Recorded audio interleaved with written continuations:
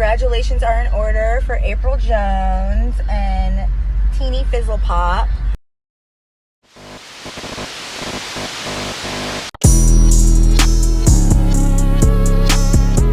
What do with that, y'all? This girl's such a craziness. I'm coming to you and you with another word on the street segment.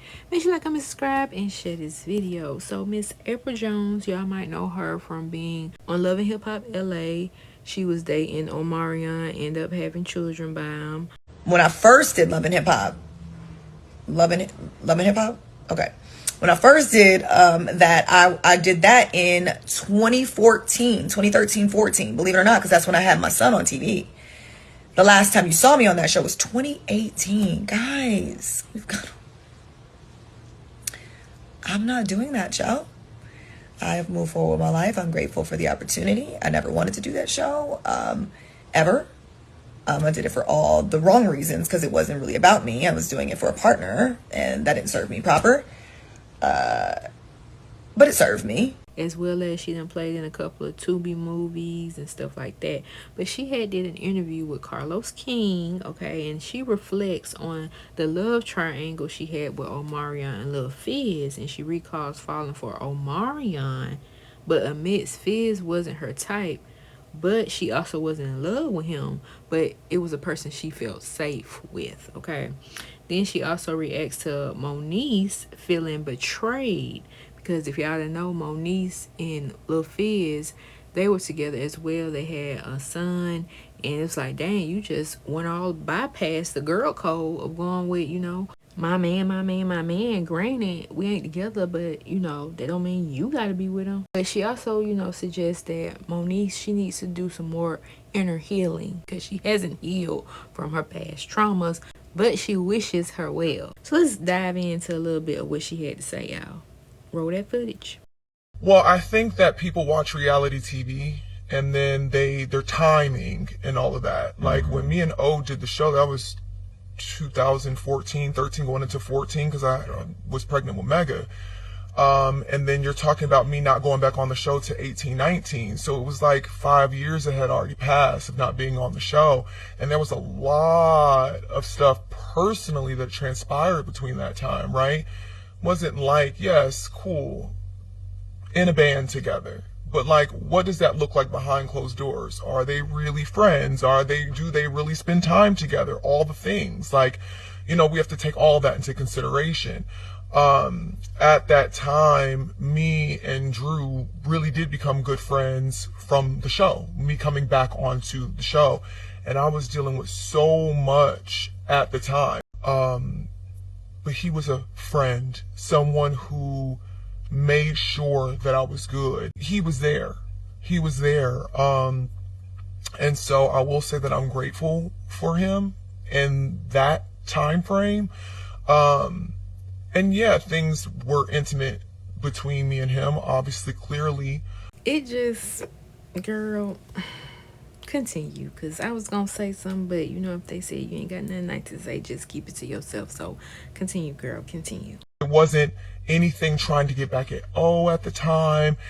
O was far gone. I mean, we hadn't been together already at that point, like I said, for 5-6 years. Like, it wasn't a thing. You know, my real life was happening here, and as a woman who was vulnerable and who was going through a lot of things at the time, I just feel like he was there as someone that I trusted in that time of my life. And I didn't feel or see anything wrong with it. I wasn't married. You know what I mean? Like, yes, I had kids. They're not cool. Like, to me at that time, it didn't feel, you know, it didn't feel wrong. Oh, okay. Now, your boy Lil Fizz did take it upon himself to apologize to Omarion about how the situation looked and went down. I think it wouldn't be right if I didn't take this moment, bro, to publicly apologize to you, man. I did some shit to my brother. Some snake ass shit. And I'm not proud of it, man. So I want to sit here humbly and sincerely apologize to you for any turmoil or dysfunction I caused between you and your family, bro. Now, while I can understand the world's perspective, while I could see it stepping outside and what that looks like, I get it and I respect it. You know what I mean? We are now in, 2025, about to be 2026. You're talking about 6 years now has gone by. And there has been a lot of evolution within me, a lot of growth. And that situation is something that I can also look back on and be like, man, like emotionally where I was, maturity in where I was, and like even where me and O are now. And like, so it was a time in my life where, there was a lot that was happening and I was, extremely vulnerable, but I wouldn't change it based on the circumstances that I was in at the time. Then he asked, well, how did Omarion find out? And she was like stumbling over her words, like, let me think. I think publicly, maybe not. Let me think before I speak. I don't really remember. I don't know if I said something, or maybe he's seen us. I know he saw us hanging out because we were on blogs together. So he saw us hanging out before the show ended up coming out, but he didn't say anything. It wasn't talked about. Like, me and O weren't good. We didn't talk. Did Omarion feel like you betrayed him? I'm sure. But he didn't say it to you? No. Okay. No, I don't think he said it to me. No. I mean, I think there were, that back in the day was so blurry. I'm gonna be honest with you, just because there's so much going on. Like, I don't think he ever came out and said, you betrayed me, but I think he was like, come on, Apryl. Like, if we were having the conversations, there was anger there, like, come on, Apryl, come on. I'm like, come on. It's just this whole, there was so much going on. It was so long ago. I can't remember. Girl, stop it with that. Let's just get on to the Moniece of things, shall we? Moniece felt like you and her were friends, and she felt betrayed by the intimacy that you and Fizz had as friends. Would you say that you did break the girl code with Moniece? I would say no, but we all define friendship differently, right? So no, if that's my truthful answer. While I can understand that we're on a show and these people are connecting us and we appear to be cool because that's reality TV, cool, that's her perspective. And I don't want to take that away from her, but to me, no. She said recently that at her funeral, she would love for you to be there in the back 5 pews. But then you would have to leave, and you're not allowed to go to the repast. When was this said? This was said recently? To me. On my show.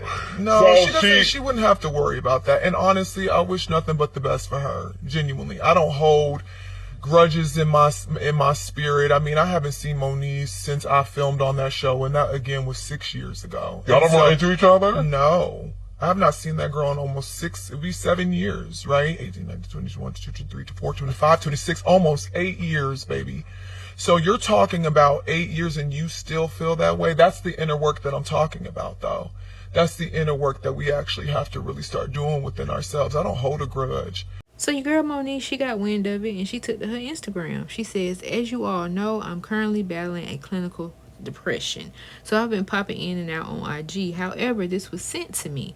The minute markers between the times Carlos asked her the question and she finished giving her answer, we marked in the DM. Here's my response for both individuals. Go straight to hell. Oh my goodness. Carlos, you know damn well I never said she and I were friends. What I said was I felt like she broke girl code, and I felt like it was a betrayal to Omarion more so than it was to me.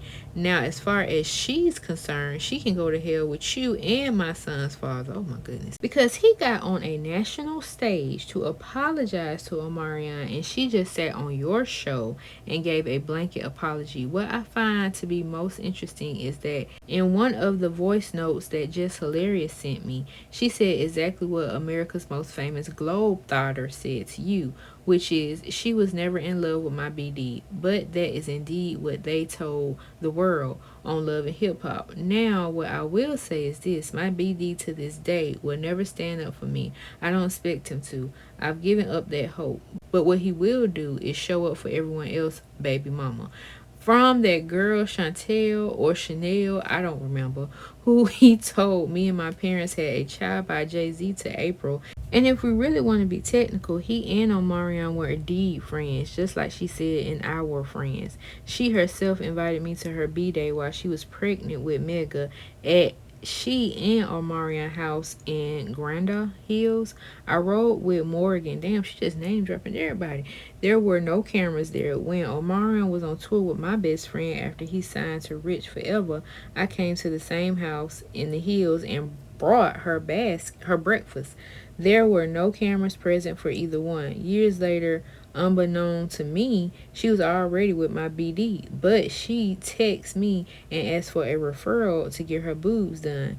I was in the movies and couldn't answer. Lastly, somebody, I don't know who this is, who was Omarion's manager and a family friend, called my mother and asked for my help. I called Michelle and she informed me that a man named James, who at the time was representing Omari in his custody battle, needed my help getting custody of his kids. So I gave his attorney James the DCF report on my baby daddy bruising our son from punching him after he was injected from his game. My therapist, who I'm not legally allowed to name, had to make the report because she's a state mandator.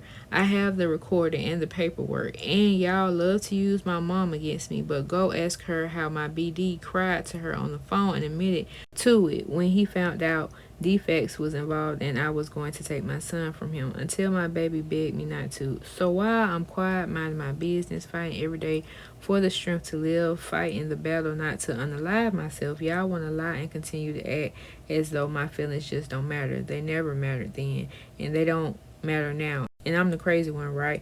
But who's showing up for me? Who's saving me from the bottle? Nobody, because I don't even welcome that invitation, because my child loves his dad, and I can't in good faith let someone come in and reshape his life as he knows it, all while encouraging him to lie to his dad about what's taking place. You're both liars, and to both of you I say F you. Well, my goodness, y'all let me know what y'all think about this in the comment section below, because there was a whole lot of, and I'll see you on the next one.